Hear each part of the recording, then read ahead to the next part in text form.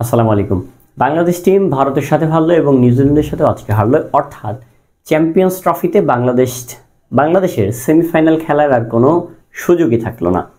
আপনি যদি run rate ধরে যদি সমীকরণ করেন, সেটা কঠিন হিসাব ভাই, সম্ভবই না বাংলাদেশের পক্ষে আর সেমিফাইনাল খেলা।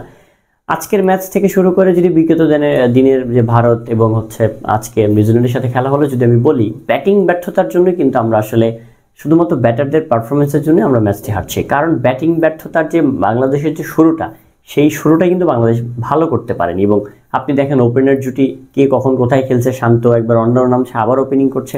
তো এত কিছুর মধ্যে যদি আসলে আমরা এই ব্যাটিং ব্যর্থতাকে কাটিয়ে উঠতে না পারি, বড় বড় মেগা ইভেন্টে গিয়ে যদি আমরা ব্যাটিং ব্যর্থতার দায়ে যদি ম্যাচ হেরে যাই এবং ক্যাপ্টেন আসার পরে যদি ব্যাটারদের আসলেন দোষ দিলেন, শেষ মাঠের পারফরমেন্স সেই জিরোই থাকলো। সেখান থেকে আসলে বাংলাদেশের হার থেকে, এবং আমরা যে একটা কথা বলি সবসময়, যাই ক্যাপ্টেন হন না কেন, যে ক্যাপ্টেন হয় সেই বলে যে আসলে আমরা শিখছি, আমরা আসলে শেখার মধ্যেই আছি।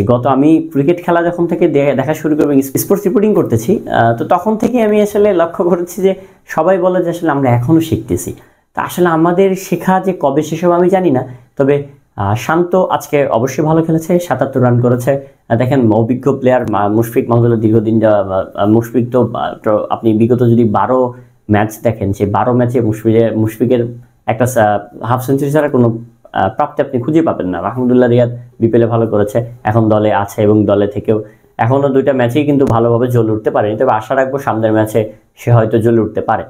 এবং ধন্যবাদ দিতে হয় জাকির আলীকে, আজকেও ৪৭ রান করেছে, সেদিনও 60+ রান করেছে, দলের ভালো পারফরমেন্স করছে। কিন্তু এই যে ব্যাটিং ব্যর্থতার দায়, এই দায়টা আসলে কে নিবে? নাজমুল হোসেন শান্ত নিবে? আজকে তো শান্ত ৭৭ রান করেছে, শান্ত কি বা তারপরেও কিন্তু ব্যাটিং ব্যর্থতা আমাদের থেকেই গেছে। আমাদের মিডল অর্ডার বলেন, ওপেনার বলেন, ফিনিশিং বলেন, সব কিছুর দিক থেকে যদি আমরা অ্যানালাইসিস করি বা আমরা যদি দেখি যে আমাদের দলের যে ১৫ জন সদস্য, তাদের আমি মনে করি অন্তত কিছু হলেও ক্যাপাবল আছে আরও ভালো খেলার এবং আরও ভালো রানের টার্গেট দেওয়ার।